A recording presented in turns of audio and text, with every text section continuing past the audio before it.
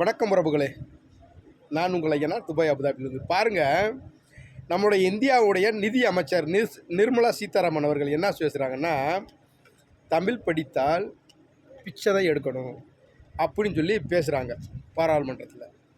நான் என்ன கேட்குறேன், இந்த அம்மையார் தமிழ் படிச்சுட்டு போனாங்கன்னா என்ன படிச்சுட்டு போனாங்க?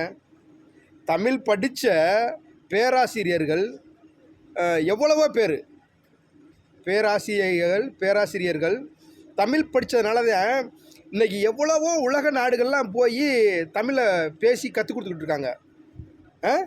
அப்படியாப்பட்ட தமிழை எவ்வளோ ஒரு தரைக்குறவாக பேசுகிறாங்க பாருங்கள்.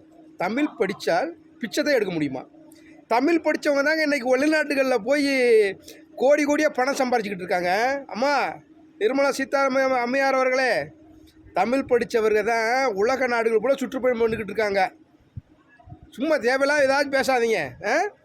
அண்ணன் திருமாவளவன் என்ன பண்ணாருன்னு தெரில, ஒன்றுமே பேசவே இல்லைங்க. தமிழ் படித்தால் பிச்சை தான் எடுக்க முடியும்னு ஒரு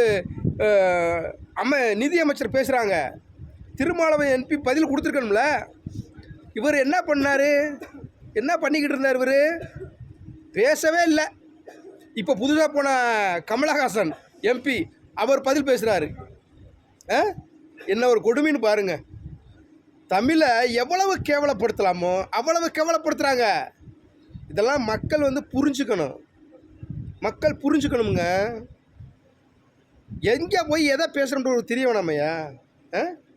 தமிழ் படித்தா நாங்கள் பிச்சை தான் எடுக்கணுமா? தமிழ் படித்தவங்களும் பிச்சை தான் எடுத்துக்கிட்டு இருக்கோமா? நான் தமிழ் படித்த வந்தேன். நான் இப்போ வெளிநாட்டில் வேலை பார்த்துக்கிட்டு இருக்கேன். மாதம் 50,000 சம்பளம் வாங்குகிறேன். தமிழ் மட்டும்தான் படிச்சிருக்கேன். எனக்கு ஹிந்தி தெரியாது. நான் துபாயில் போய் ஹிந்தி கற்றுக்கிட்டு வேலை பார்த்து மாதம் 50,000 சம்பாதிக்கிறேன். ஒன்றும் கேவலம் இல்லையே. நான் ஒன்றும் பிச்சை எடுக்கலை, வேலை பார்த்து சம்பாதிக்கிறேன். என்ன மாதிரி தமிழ்நாட்டிலேருந்து வந்து ஏகப்பட்ட பேர் இங்கே பணம் சம்பாதிக்கிறாங்க. இன்ஜினியராக இருக்காங்க, சூப்பர்வைசர் இருக்காங்க, ஃபோர்மேனாக இருக்காங்க, எல்லோரும் பணம் சம்பாதிக்கிறாங்க. யாரும் இங்கே பிச்சை எடுக்கலை.